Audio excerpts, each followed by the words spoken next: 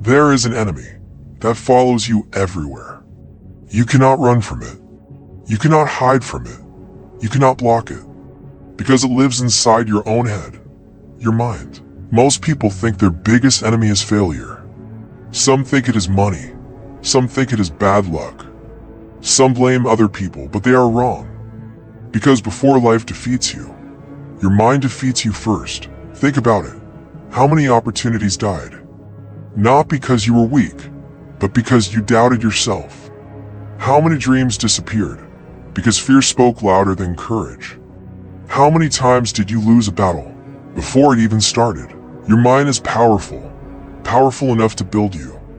Powerful enough to destroy you.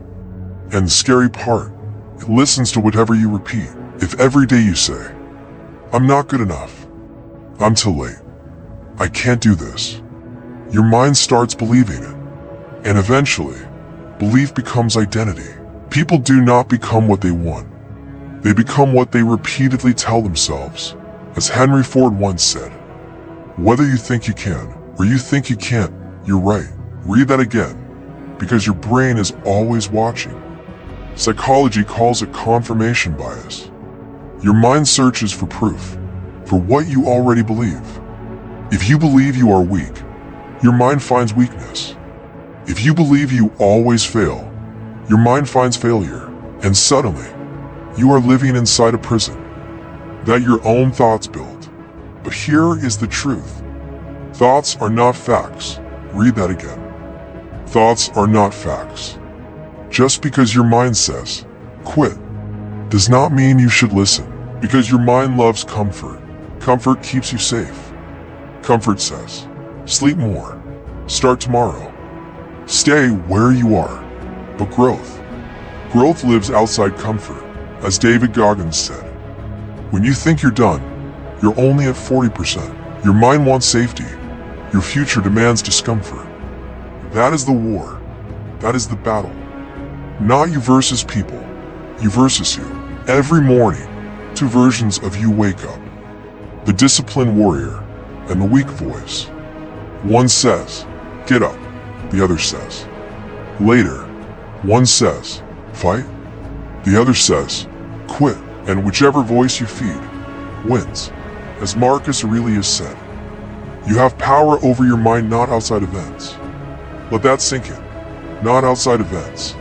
Your mind. Because pain isn't always your enemy. Fear isn't always your enemy. Even failure isn't your enemy. Sometimes the voice inside your head is. And if you cannot control your mind, you become its prisoner. But if you master your mind, you become dangerous. Stop believing every negative thought. Question it, challenge it, fight back. Because not every voice in your head deserves authority. You are stronger than your excuses, stronger than your fear, stronger than your doubt. And one day, you'll realize something terrifying. The monster you feared your whole life was never outside. It was inside. Defeat your mind, and the rest of the world becomes easier. And now comes the hardest truth. Your mind does not care about your dreams. It cares about survival. Read that again.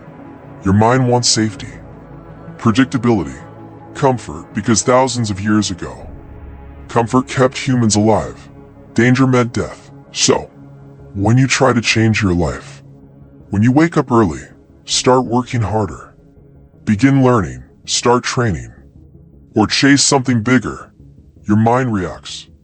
Not because you are failing, because you are changing.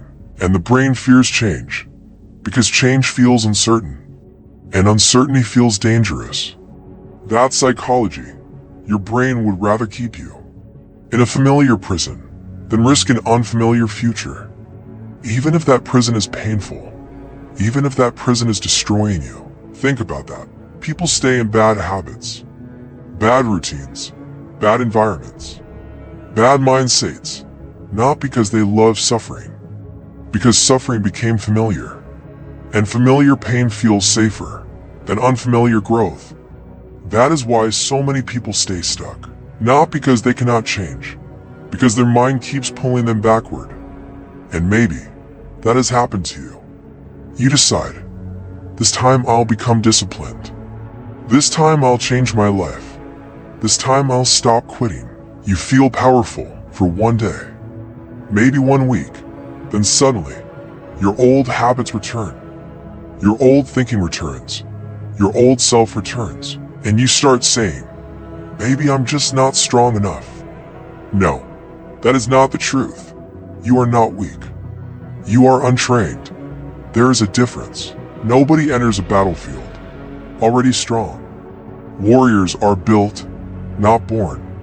As Muhammad Ali once said, I hated every minute of training. And then, don't quit. Suffer now and live the rest of your life as a champion. That's the secret. Training your mind is painful. Because discipline feels unnatural at first. Growth feels unnatural. Silence feels unnatural, but eventually, discipline becomes identity. And identity changes everything. Because once your mind realizes, we don't quit anymore, something shifts. Suddenly waking up early feels normal. Working hard feels normal. Being focused feels normal. Because your brain adapts. That's why repetition matters. Repeated actions become habits. Habits become identity. Identity becomes destiny. And remember this. You do not rise to your goals. You fall to your systems. Motivation disappears. Feelings disappear. Excitement disappears, but systems stay. Create habits so strong that even on your worst day, your future still moves forward. Because the real enemy was never laziness, never fear, never pain. It was the voice saying, stay the same. Fight that voice. Every day, every hour, every battle. Because the war inside your head decides the life outside of it. When the war in your mind and reality starts changing with it. And listen carefully, because this part can change your life. The mind is a storyteller. Every single day, it creates stories. Stories about who you are. Stories about what you deserve. Stories about what is possible. And the dangerous part, most people never question those stories. They just obey them. I'm not smart enough. I always fail. People like me never succeed. It's too late for me. Notice something. Those are not facts. They are sentences, repeated so many times. They started feeling like truth.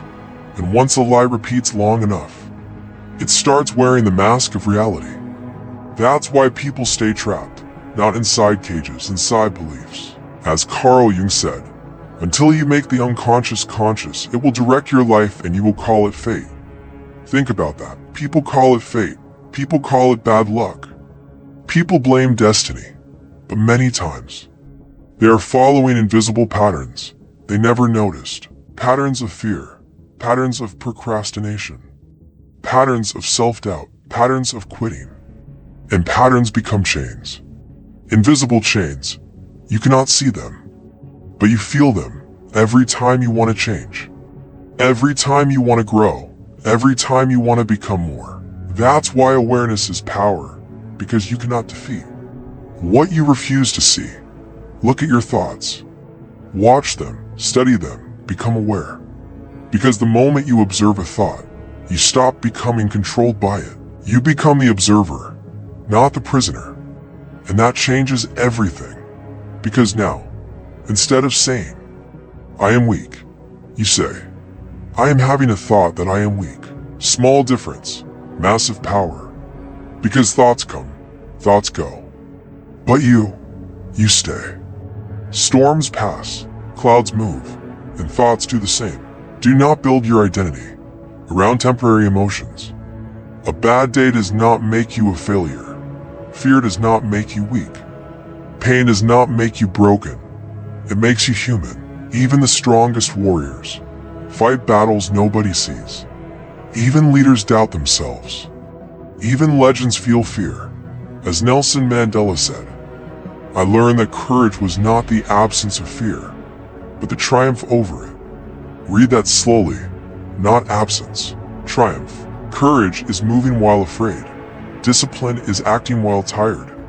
Growth is continuing while uncertain. That is why warriors are different, not because they feel less fear, because they obey purpose more than fear.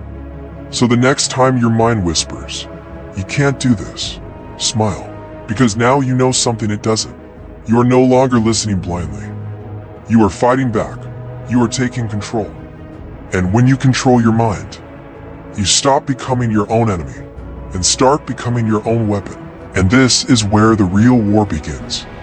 Because once you become aware of your mind, it fights back, hard.